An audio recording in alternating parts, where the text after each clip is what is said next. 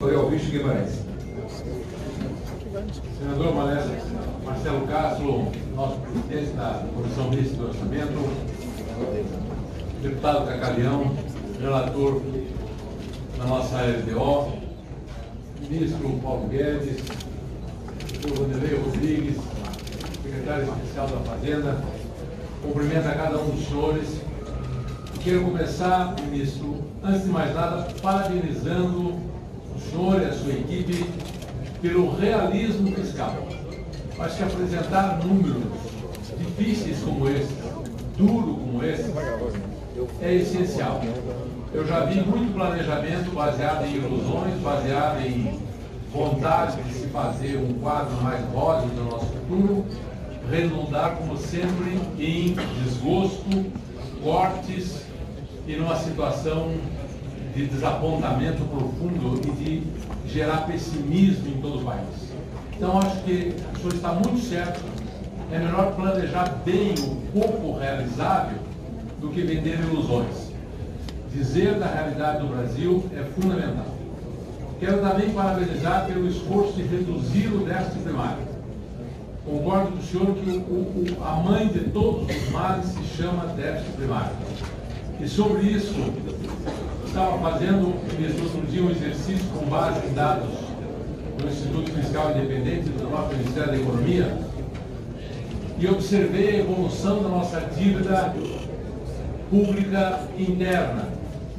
Nesse ano de 2019, deve crescer, por conta de juros, mais o déficit primário, mais de 500 bilhões de reais. Isso é meio trilhão em um ano. Fazendo algumas contas bem simples, dividindo esse valor por 365 dias, ou seja, considerando todos os sábados, todo domingo, todos os feriados, eu posso dizer que, se eu ainda sei fazer conta por dividir, a nossa dívida interna cresce por dia cerca de 1,5 bilhão, um pouco mais de 1,5 bilhão por dia. É um número nunca visto. E isso, no meu entendimento, é como uma avalanche, que quando começa a cair, são poucas pedras. Mas ao final, a avalanche se transforma num grande desastre. Acho que a nossa dívida pública interna é uma avalanche que já está bem avançada e com tendências a piorar muito nos próximos anos.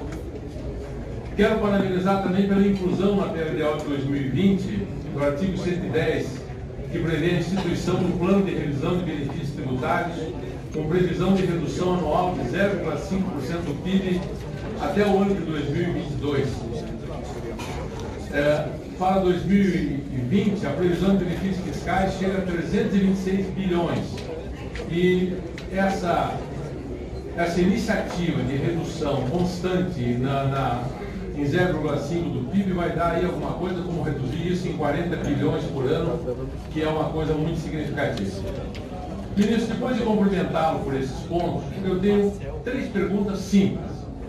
A primeira delas é sobre o PPA. Eu sou o relator do PPA. Junto comigo estarão trabalhando muitos técnicos do Senado, cerca de 30. Estarão trabalhando todos os membros da Comissão Mista do Orçamento. Estarão trabalhando muitos técnicos do Ministério da Fazenda também. Há da nossa parte a maior boa vontade e interesse em fazer um trabalho conjunto, colaborativo, pensando no Brasil e pensando no Brasil sempre. Mas eu me preocupo que o PPA seja uma peça de ficção.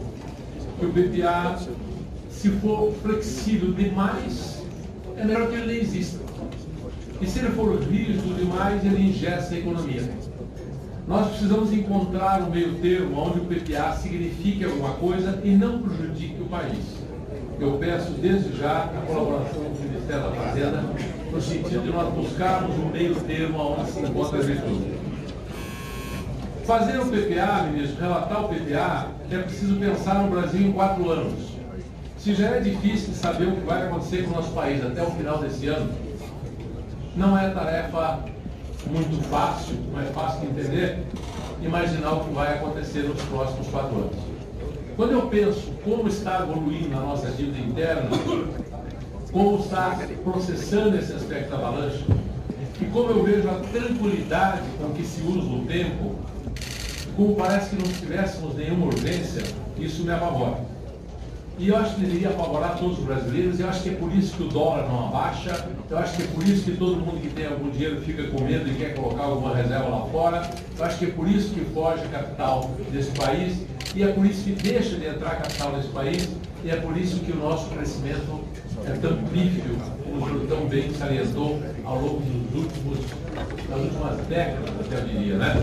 Nós somos, na verdade, prisioneiros da irresponsabilidade de governos muitos, desde Fernando Henrique, antes de Lula. Não quero colocar culpa em ninguém aqui. Eu acho que é da cultura brasileira o poder público entender que pode gastar mais do que aquilo que arrecada, como se isso fosse possível. E isso está circulando, e isso está criando essa avalanche que nós estamos vivendo, e que esse governo, obviamente, em 4 meses não ia criar 5 trilhões de dívida, nem seria possível. Isso é histórico, isso é evoluído. Mas eu fico tentando imaginar o Brasil nos próximos 4 anos e faço 2 cenários sobre isso e pediria a sua consideração sobre os 2. Com a reforma da Previdência e sem a reforma da Previdência. Com privatizações e sem privatizações. Com fim de privilégios e sem fim de privilégios. São 2 países totalmente diferentes. E eu diria mais, com uma classe política pensando realmente no país, esquecendo o próprio umbigo, tendo cabeça de estadista e com uma classe política que pensa em nomear parentes, que pensa em ter vantagens, que pensa em ter um projeto de poder e que está pouco se danando com o que vai acontecer com os próximos 4 anos ou com o futuro da nação. Eu, como senhor, acredito nesse parlamento, acredito no Senado, acredito na Câmara dos Deputados, mas é claro que às vezes temos demonstrações aqui e acolá que nos matam as esperanças. Uma segunda, ainda dentro dessa pergunta, ministro, na questão das privatizações, está aí na lei 13.303, que diz que toda empresa estatal precisa demonstrar sua função social, isso é, sua utilidade para a sociedade. A previsão dessas empresas é gerar déficit, déficit e déficit. Elas estão cumprindo a lei 13.303 ou elas estão fazendo o contrário disso, agravando o déficit? E, finalmente, ministro, um tema que me preocupa muito e que preocupa a população é a questão do desemprego. Nós temos mais de 13 milhões de desempregados. Esse é o resultado final da crença de que se pode gastar mais do que aquilo que se arrecada, desemprego. Nos parâmetros que moldaram o PLDO 2020, indica que haverá uma elevação continuada importante da massa salarial nos anos de 2020 e 2022. Devemos entender que por esse indicador que haverá um fortalecimento do mercado de trabalho e redução estrutural do desemprego que já nos acompanha há alguns semestres? Era isso, ministro, as considerações que eu tinha.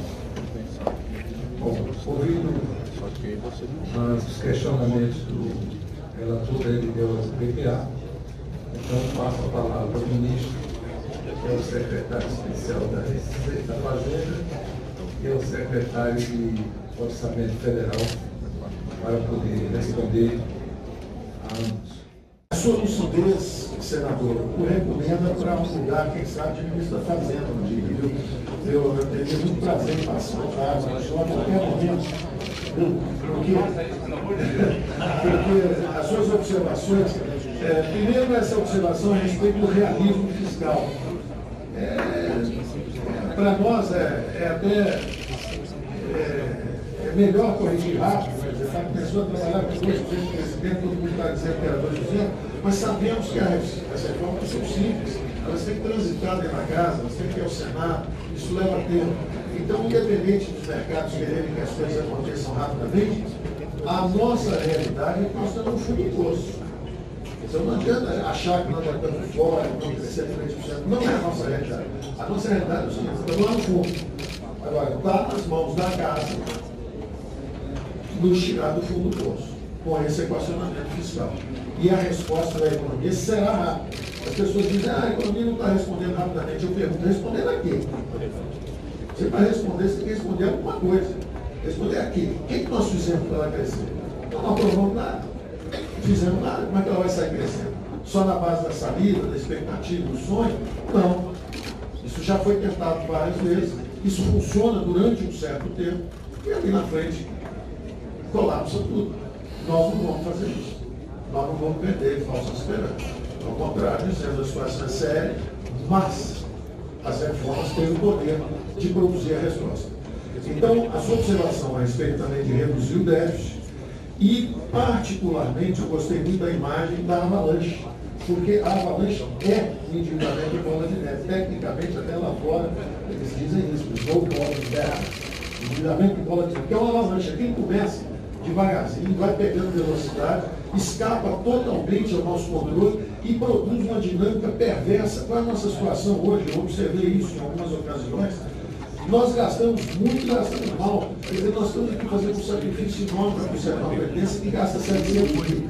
Ora, metade disso, 350 mil, é pagamento de juros. Isso é um absurdo. Quer dizer, a dívida chegou a 5 trilhões. E isso vai numa velocidade, é 1 bilhão por dia, 360 milhões no final do ano, mais 360, 400 milhões, quase meio trilhão, como ele falou. Isso, na verdade, é o que eu peço para a nossa reflexão. Sabe quanto era isso há 8, 9, 10 anos atrás?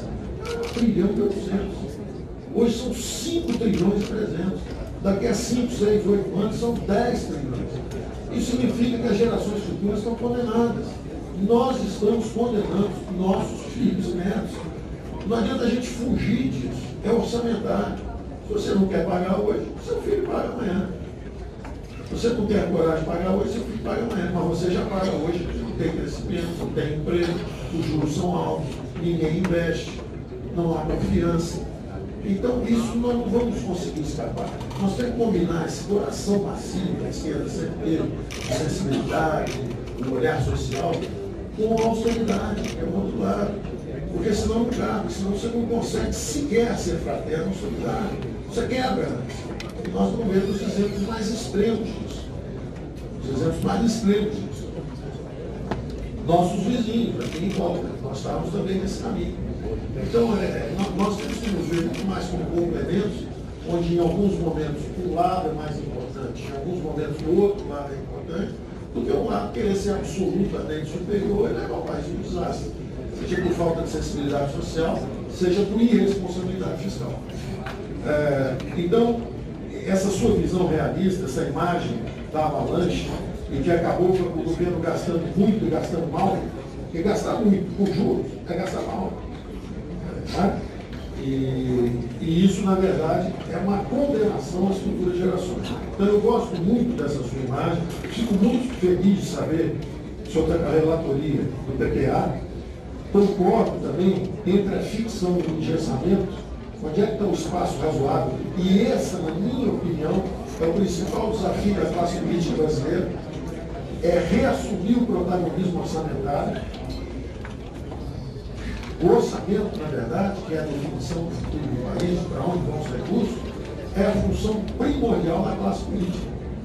Então, assumir esse protagonismo orçamentário é a função da Câmara de Deputados, é a função do Senado. Então, trilhar esse caminho entre o engessamento, que é o dinheiro todo carimbado, que aí a PPA engessa tudo se ela for realmente verdadeira, ao invés de ser uma peça de ficção.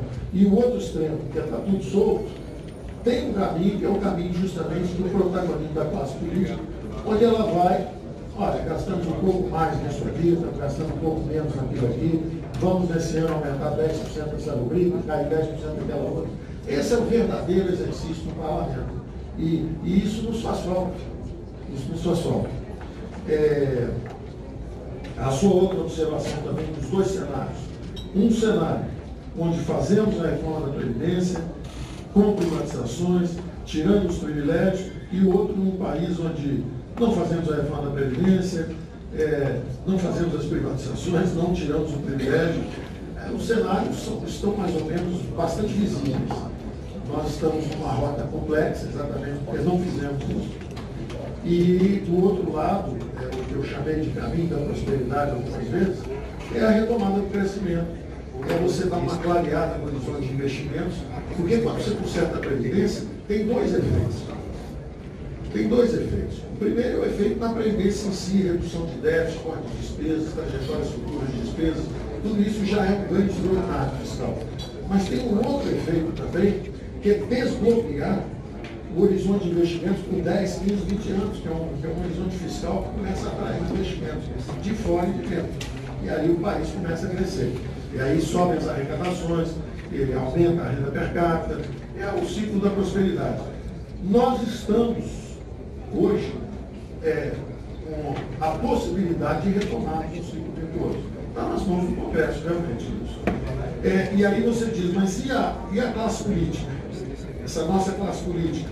E eu fico feliz de saber que o senhor também vê com o mesmo otimismo que eu vejo. Eu vejo com otimismo. É claro que a paixão, a disputa política, mas acabou de ter a eleição. A eleição acabou, guarda a bandeira um pouquinho, vamos aprovar as coisas que sejam interessantes dos dois lados, deve ter aí interferência, há coisas que não interessam para um lado, há coisas que não interessam para o outro, mas há coisas que interessam para ambos, e ambos podem trabalhar esse cenário para frente.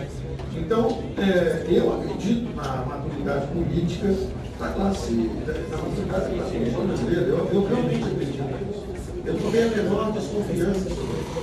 E eu tenho visto na minha interlocução no Congresso e na minha interlocução também com mídia, eu realmente, quando aceitei o desafio de mim, eu tinha 5 contas de trabalho. O presidente ia apoiar o programa, que era bem uma dúvida a respeito disso, o presidente era statizante, era liberal.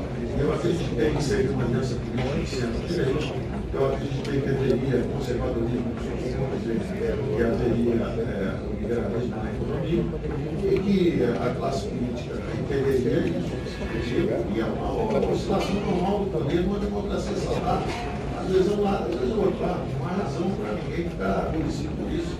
Acontece de um lado, acontece do outro lado. E que haveria compreensão. Eu vejo que hoje há um apoio muito grande do programa na classe política. Vejo isso no Senado, vejo isso na Câmara, vejo isso inclusive no Supremo, quanto a interpretações possíveis. Sinto isso na mídia em geral, não só nas mídias sociais, mas também na mídia convencional, que no início também estava um pouco temerosa.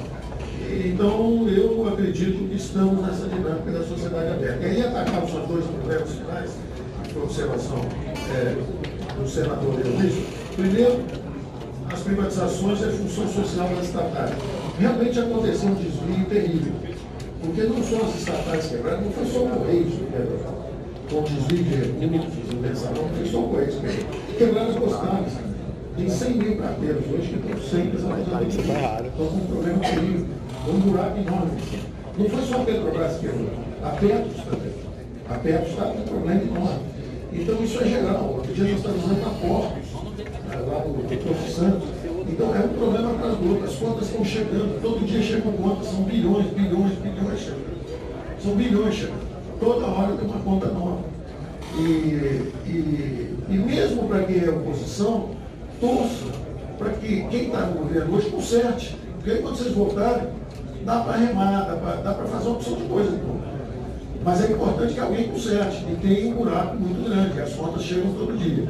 Então, quanto à função das estatais, houve um desvio de função enorme. E a nossa visão, a minha, toda vez que perguntaram, é o seguinte: eu privatizaria. O presidente tem ainda algumas reticências, algumas, mas quem manda é o presidente, quem vota é ele, e eu vou privatizando o que for possível. Então, quando ela se torna inviável, depois de dar um prejuízo enorme para o país, depois de quebrar, deixar pregado, preferenciado terrível, aí sim é permitido, para salvar até os aposentados, para você conseguir privatizar, pegar alguns recursos para salvar as aposentadorias.